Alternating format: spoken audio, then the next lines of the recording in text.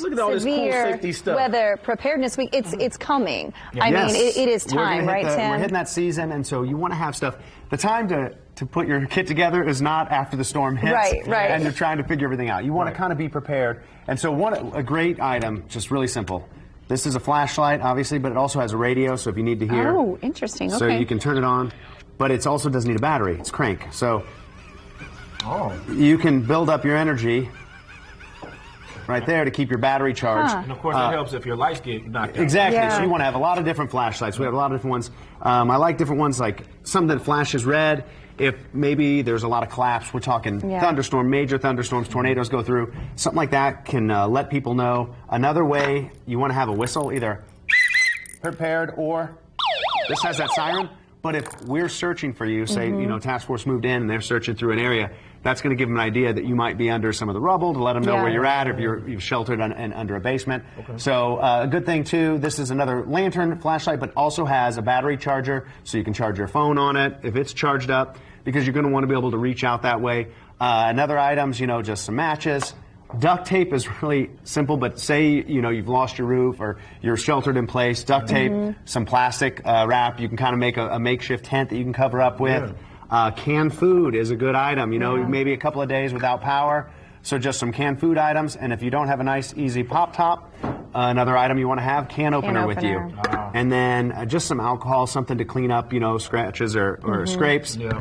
And then plenty of water. If our power's out, we may not have water, so make sure that you have a couple of gallons of water at least, just that you keep spare in your house. Where do you feel like is the best place to keep most of this? I like to keep it all, and if you do, one of those either like a toolbox or like a tackle box, a fishing tackle box, kind of large. You can keep that just right in your kitchen or in the basement, obviously, where you're going to shelter into your basement. So you can keep that there, keep some spare water, and keep all these items in that little kit, and maybe a second bag with first aid items. You want to have gauze. Another thing, I think everybody. It's interesting. We're used to seeing that. Everybody's obviously, gotten lately, used to seeing these over the last 2 years, right? A KN95 mask. Well, not for COVID, but if there is collapse or dust or debris, this is protecting you from breathing in those carcinogens, all that, into your lungs. So really simple items, just stuff that can keep you safe, for sure. Put that, like he said, like best in like a kit, essentially, that you can have close by. A great website, ready.org, has everything you could imagine. It tells you, ready.org, and it has items that you want to put in your kit. It has how to build a plan for thunderstorms, snowstorms, how to ready your house, how to have an escape plan, a tornado plan. So a great resource to look at there and kind of build what you want to do with your family and have those conversations with your kids. Well, I think if there's anything, we always think, it will be good. You just never know. No, you don't. Not till it happens to you. So that's why it's good. I mean, we talk about, even like with fires, get out, stay out. I talk about my girls know where the safe place is across the street.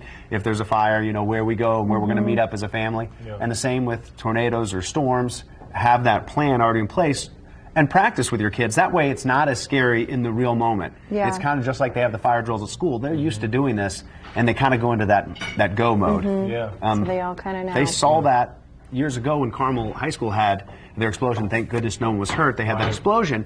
They said it was amazing. The moment the strobe started going off for the light, for the sirens after the explosion, all of the kids immediately went in. It was after school was over, but all the kids went into escape mode. They said you could watch it on the cameras, and they even reached out to some parents that were there coaching and led them out because they've trained and drilled it. Well, it's so interesting. As someone else who's trained, and I mean, who's used to this kind of thing, obviously, over the years, Mr. Randy Ellis, curious to hear what your take is on this as well.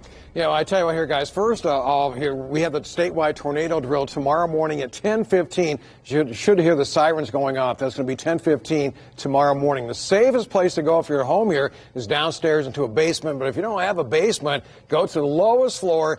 A bathroom's a great place to be. Stay away from windows. You have a lot of pipes in the walls in that. The walls are sturdier with the plumbing that's around you. So go to the interior part of your home. A bathroom is also a safe place to go.